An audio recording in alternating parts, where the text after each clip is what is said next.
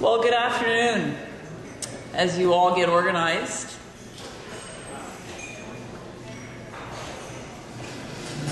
So Fred, how long are we going to be here at the podium where people need to listen to us? All right. So we'll try and take 15 or 20 minutes at a time just to do some overviews. So welcome. My name is Susan Taves, and on behalf of the Board of Directors, welcome here today. Bert Lobe, who is the current chair, was not able to be here, but certainly sends his warm greetings. And I'll be stepping in as chair of the board after our June board meeting. So we have some exciting things going on. So welcome here for the launch today. You'll be hearing from Henry, and then we've got the advisory committee, Scott, and a few other people are going to share some things with you. There's a lot of exciting stuff going on at Conrad Grable. 5 or 10 years ago, we probably had less than 3,000 students coming here registered in classes, and now we're 3,500 to 4,000 students. We've got faculty that are continuing to be excited in teaching, and new faculty coming in. We've got students who get excited about solar panel projects, and the community that comes to Bechtel lecture series and concerts and all kinds of archive things that we want to present to them as well. It's an exciting time for the Board of Directors, and we've been able to get updates on a lot of these projects over the last little while. This campaign and this building expansion is a really exciting time. With that increase in the number of students we have, with the great partnership we have with the University of Waterloo, no better time than to try and expand our facilities. The strategic plan you're probably familiar with by the board was launched out a few years ago, and it had a very big priority to expand our space as we needed to. Archives, library, teaching space, some music space. So when that all started getting a lot more investigation last year, there was some really thorough work done on possible plans, possible cost, and what the community might do financially to support it. And so the board was most comfortable and excited to see this project launch. And we'll see all those other exciting things happen with our teaching programs and our students and within the community. So I think on behalf of the board, we're excited for today to be here, and you're going to hear a lot more interesting stuff from many other speakers today. And with that, I think I'm passing it over to Henry. Thank you for coming.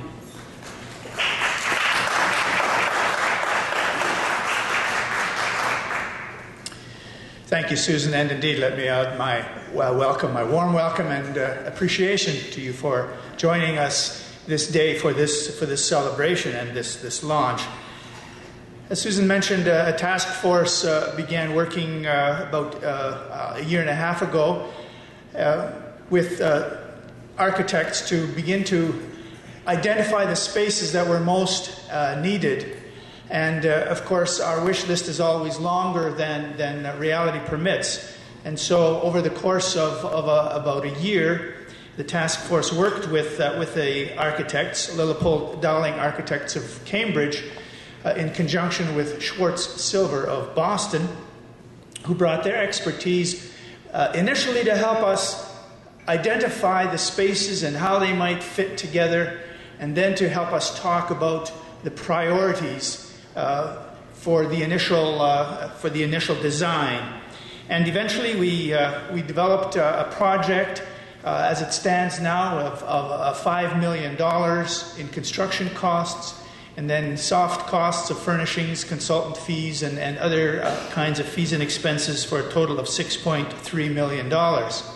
You may have seen the display boards already as you came in, and seen the project outlined there. If not, please take an opportunity to do so later, or to pick up one of the brochures, or to go online, and you'll hear more about that momentarily. You're looking towards the west now, towards Westmount Road, appropriately, in this atrium that was built 8 years ago. And if you could envision in a couple of years' time that the entryway will be coming from my right, from your left, and you'll be looking up the berm to see the front of the residence and the beautiful view of those mature trees there. a bright new spacious entryway that will lead into this atrium and then up to the archives and library, down to the music spaces and teaching spaces. It will continue to give you a view of Westmount because there will be glass walls and doors here and windows at the far side in the seminar room and the boardroom, community education room on this floor, a very inviting, welcoming new entryway that will welcome people as they come from the community or students who come to study here. And this catwalk on the next level will become a landing and a display area that will lead into the library and the archives. As Susan mentioned, the library and archives are a centerpiece of this project. We needed more study space for our students, more space for books, because at this point, every time a new book is purchased, an old one has to, or existing one has to be culled.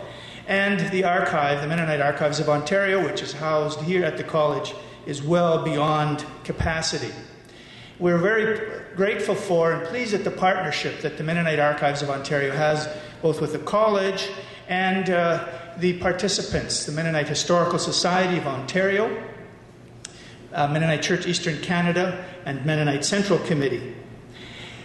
The Mennonite Archives has benefited from the involvement, the volunteer involvement initially over the years of people who simply took an interest in Mennonite history and saw to its preservation and collection here and making it available. People like Lorna Berge, the Mennonite Historical Society of Ontario, who has made a tremendous contribution over the years. People like Dick Schiedel of the Pennsylvania German Folklore Society, who's helped nurture and maintain that interest. And we're benefiting from their long and active involvement and looking forward to having a better facility to house the collections that they've generated, and they will be recognized for their involvement and support in due course. Well, the board, as Susan mentioned, has now approved the architects. Architecture Incorporated will proceed to construction drawings. The same firm that designed and helped to build this facility, together with Nith Valley Construction, who will serve as project managers. And Nith Valley has done a lot of work on campus and in facilities that require particular expertise, and we're very pleased that they'll be working together with us. We're also grateful for larger community support, the kind of community involvement and support already noted from that represented by people like Lorna Berge and Dick Schiedel. The archive itself is a public archive, a community archive, and so we've also made application for a cultural spaces grant from Canadian Heritage for the construction of this archive and for the equipment in it. It's a very important part of our financial plan, and I'm very pleased to also recognize and acknowledge our Member of Parliament, Peter Braid, who's here with us this afternoon and who's been helpful to us in this, in developing and advancing this application. And so we're very grateful also for the kind of support that the government provides for facilities like that. Thank you very much.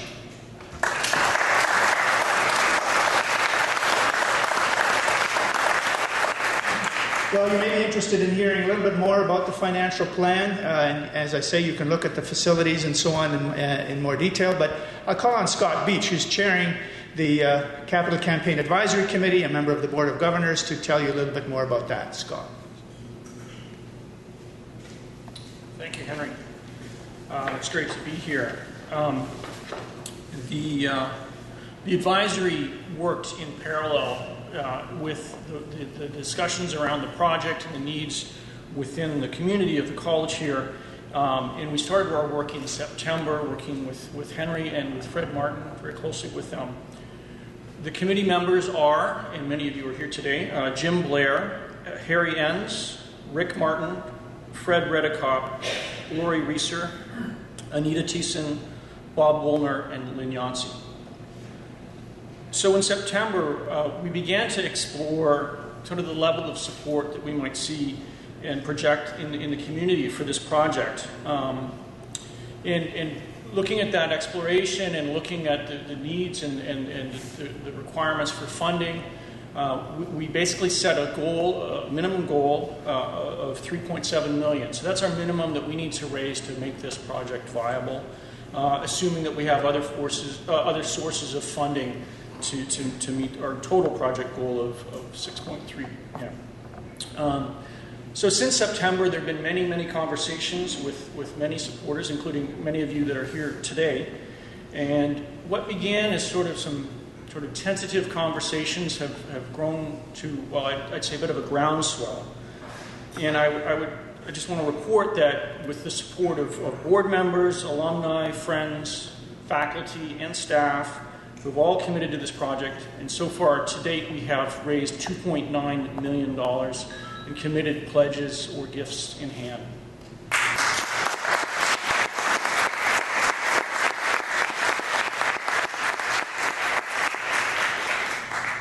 I would just add that for me it's been quite a journey. Throughout this campaign, I've gotten to know sort of the depth of the connection that this community has to this institution, and the level of connection and community interactions and the places that people want to support, the kinds of activities, be it PACs or music, theology, and all of the areas of Grable, including the archive and the library. And it's really interesting to hear the stories of how different people connect to this institution and the profound impact it's had on their lives, and the support that people have given is really an example of that commitment. So again, thank you for all those who have given, and if you haven't given, I'm sure we'll be in touch. During our deliberations, in terms of thinking about a theme for this campaign, which is we've named it the Next Chapter campaign, one of the ideas that came was a reference to a hymn, thinking about the past and looking to the future, and the hymn that came to mind was "In the Bulb There Is a Flower." So I'll ask Glenn Enns to come forward and lead us in singing that hymn. I believe there's hymnals around there.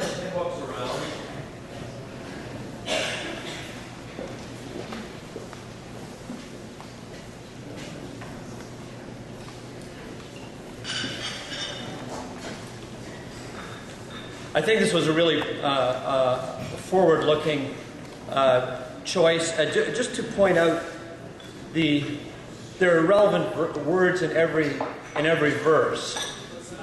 It's number 614. 614. In the bulb there's a flower, and then the second verse, from the past will come the future, and we honor both the past and the visionaries and look forward to what will come. And then in the last verse, in the end, in our end is our beginning, etc., etc. So, I think all of this is relevant. Let's sing heartily, please.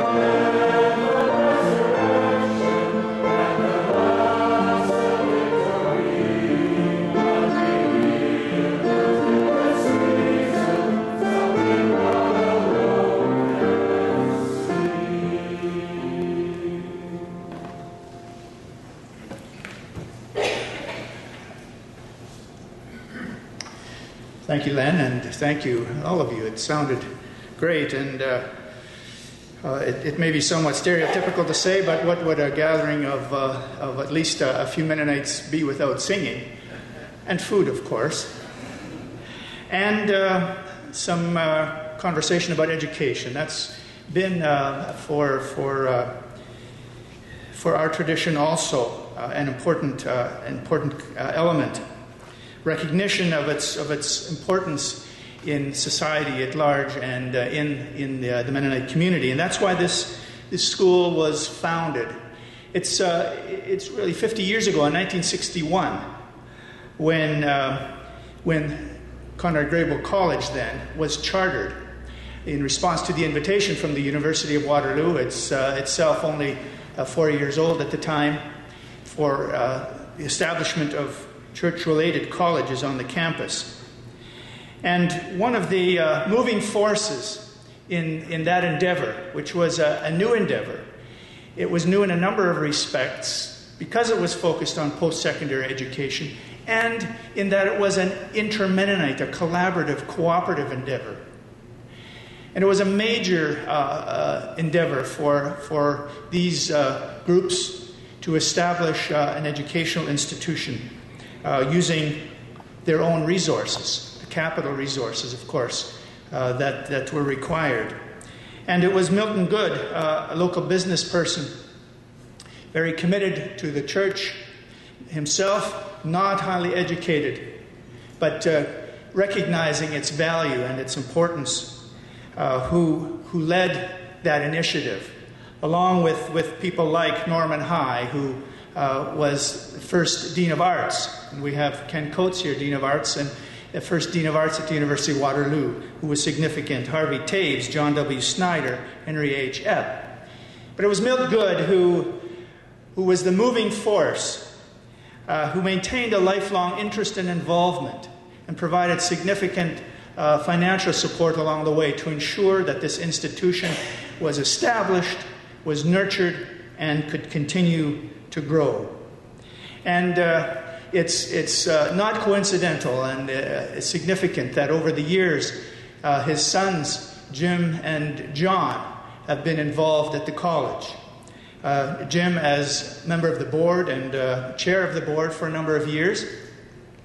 And John, who remembers when his dad came here in 1963-64 to oversee the building of the first building, the residence, and the chapel.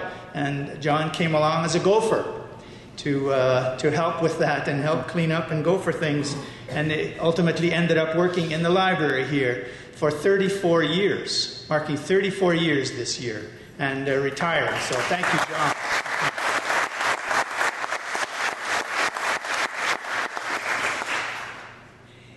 That's in very short and brief summary, something of the significant involvement of the Good family in this institution.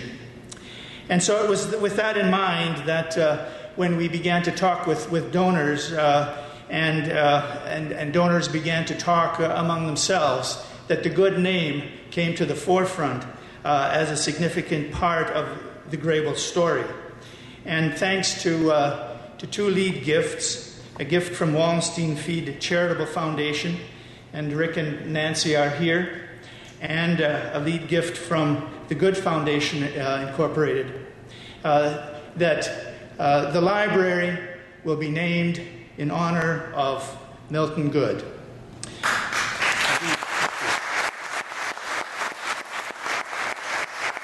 And I might just add that idea, that suggestion came from Lloyd Martin, who is part of Wallenstein Feed and who recognized over the years, of course, the impact and significance of Milton in the business community, in the Mennonite community, and particularly at Conrad Grebel. That's where the initial suggestion came from, and these folks and these foundations then picked that up with their active support and engagement, and so we're very grateful for their support, their involvement, and I'd invite Jim to come forward now to help unveil the plaque. Please.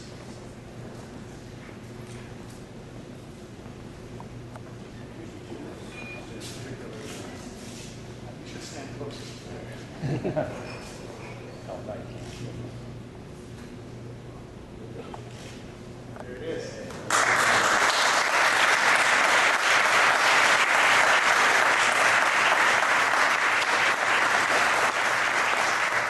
Let me read it for you before I call on Jim to make some comments. Milton R. Good, 1911 to 2008. Born on a small farm now within the city of Waterloo, Milton Good became a leader in business and the community. He was instrumental in the founding of a Mennonite college at the University of Waterloo, becoming its first board chair in 1961. Self-educated after high school, he valued learning and read widely. Among many charitable interests, he placed his highest hopes in Conrad Grebel University College. The library is named in his honor. Jim, please. Thank you, Henry. On behalf of myself and my brother John and the family, we are, of course, deeply moved and grateful for the plaque that we've just unveiled. I would make one point that the unveiling of this plaque is independent of the launch of the, I believe it's the Next Chapter campaign, that this plaque has been discussed for about 5 years. And in fact, my father did see an earlier version of it and himself was quite moved and sort of satisfied in a way by the fact that the possibility of a plaque might exist. It is appropriate in that next month he would have turned 100 years old. So this is about as close as we can come to making a centennial of it. I would call your attention to one thing on it. He placed his highest hopes in Conrad Grebel University College. He did indeed. My father was very much an idealist about higher education, about post-secondary education, and the benefits and the responsibilities that it conferred. I spent a good deal of my life, having gone through that, trying to convince him otherwise. But he had the kind of naive faith that you get from never having sat on an academic committee. So it is appropriate that in a way he's looking out over this area because he really does believe, perhaps a little bit unrealistically, that all the possibilities inherent in an institution like this.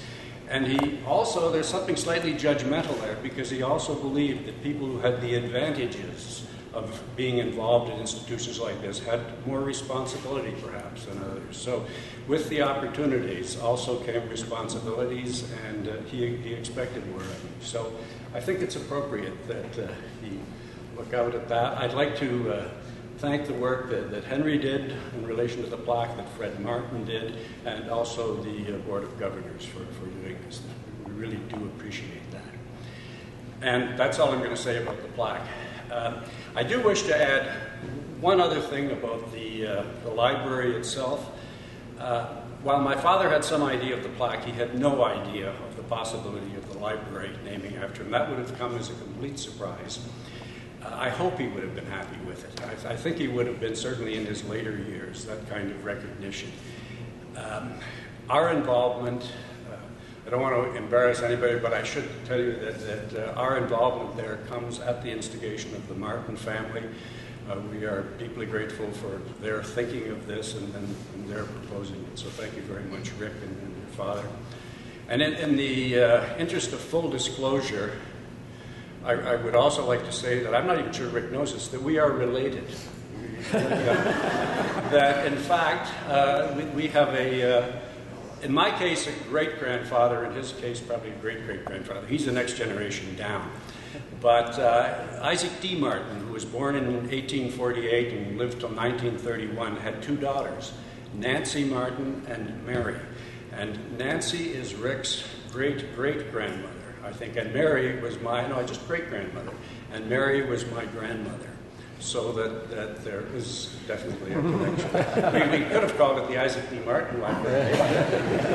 Yeah. Anyway, thank you very much, and we appreciate everything you've been us done.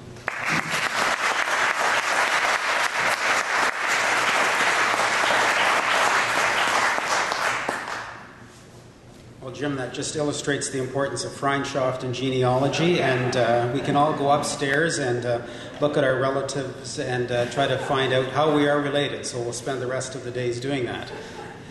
I just want to give you a bit of a background on the campaign and a little bit of idea of what's next. This morning we launched our website. We have a campaign website that has a lot of the material and the background information, the floor plans, some artistic renderings of the new building to give you a sense of what they're like. And we emailed an email blast to our alumni and supporters that we have emails for. About 2,500 emails went out this morning. A few bounced back. It's surprising. But we'll be dealing with those and getting in touch. So we're getting the word out that way. We are just hot off the press collecting these mailers that will be going out to around 4,800 addresses. And Henry will be signing some of these personally, around 600 of these, to folks that he knows and that has a close connection with. So watch for a piece in the mail if you haven't already received one. This is a nice little piece that Jen Conkel worked very hard on in terms of laying out a bit of the case statement, some of the student quotes and excitement that they have for this project, and a little bit about the building itself and quotes from our fundraising advisory members, Morris Martin from the Historical Society and a parent as well. And a nice piece from Lorene. We are going on the road a little bit with what Lorene calls the Mennonite Box Roadshow. And we've been meeting with some Mennonite Historical Society groups, the Pennsylvania German Folklore Society, and making some connections with the resources that we have in the archives and helping them to feel a part of this project as well. In fact, Lorene was so inspirational at the annual general meeting of the York chapter of the Pennsylvania German Folklore Society. There was a spontaneous motion from the floor to donate $5,000 to the cause. So that's the kind of inspiration that we need to carry this forward. If you want to hear that presentation, mark June the 1st on your calendars. Lorene is doing a presentation here at the college. It's widely publicized, and we hope you bring your family and friends to hear a little bit more about this project and about the archives. We're also hosting a fundraising dinner on June the 18th with Walter and Marina Unger. It's called the Mennonite Heritage Dinner. They'll be talking about their cruise experiences to the Ukraine, but also making some links with the archives here, and Marlene Epp, our Mennonite history prof, will be helping to host that evening. I want to take a moment to thank members of the advisory as well. Scott mentioned them by name, and I'm not going to mention their names again, but it's the success of the campaign to this point really was driven by the vision and the energy and the commitment of the members of the advisory, and they've worked hard, given Henry and I some good advice, and helped make some calls and made some connections, and I think it'd be appropriate to thank them individually at this point through the advisory.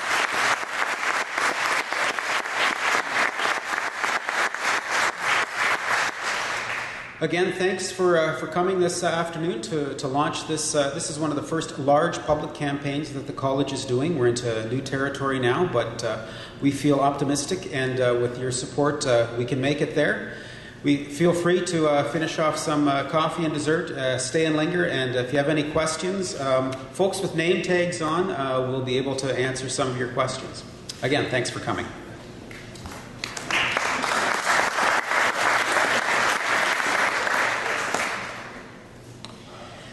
I would reiterate that thanks as well, and use an image that at least some of you, where's Paul Penner? Here you are, Paul. Paul often likes this season of the year because there are hockey playoffs.